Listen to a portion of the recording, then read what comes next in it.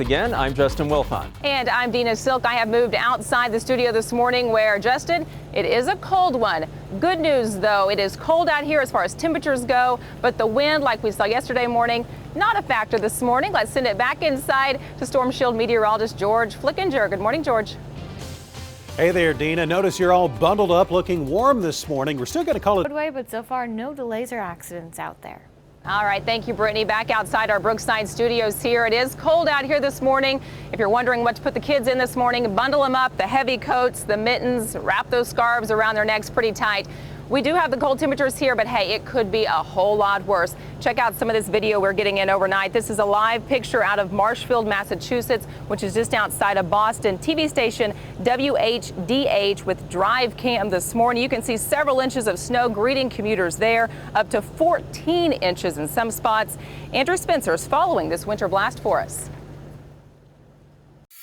And taking a look at flights in and out of Tulsa this morning. Right now, one flight to Newark is canceled. But look at this flight aware misery map. You can see the New York City area airports in red, meaning big time delays and cancellations. Boston and D.C. also having some problems, and to a lesser extent, Atlanta and Chicago. All right, Deana, come back inside in all crash tests.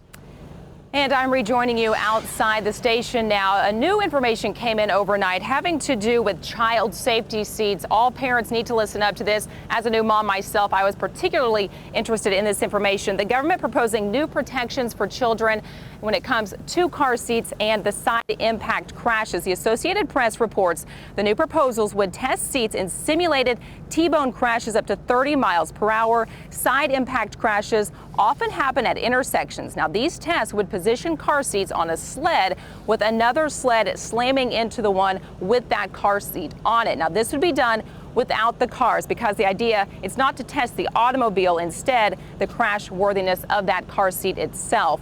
This test would be the first of its kind. It would simulate both the acceleration of the struck car and the car door crushing inward toward that car seat. Now, the National Highway Traffic Administration officially plans to make this announcement today. They're going to give the manufacturers 3 years to make any changes that they may need to make to their car seat after this crash test. The agency estimating this test will save dozens of lives or children from serious injuries. Of course, this is new information just coming in overnight. We're going to have all this on our website, kjrh.com.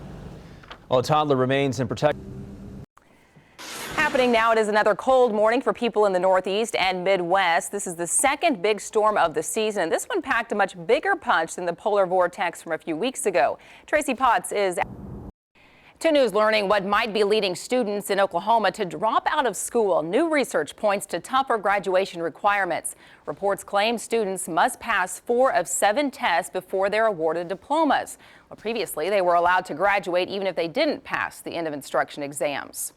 Oklahoma made no progress this past year in reducing tobacco-caused death and disease. That's new information released overnight by the American Lung Association. The new report issues an urgent call to action to policymakers in Oklahoma and across the country.